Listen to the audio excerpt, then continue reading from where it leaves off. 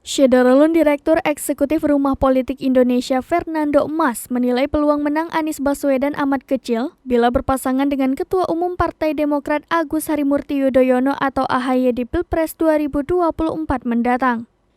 Menurutnya sejauh ini elektabilitas AHY yang tercermin dari berbagai survei tidak banyak membantu mendongkrak elektabilitas Anies.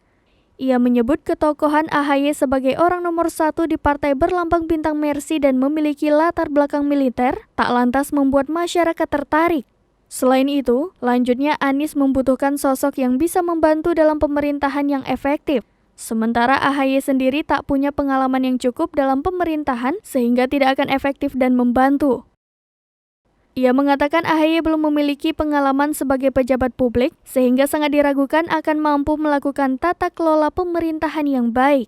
Sebelumnya Anies melontarkan pernyataan ihwal belum ada sosok yang pas memenuhi kriteria bakal cawapres pendampingnya pada Pilpres 2024.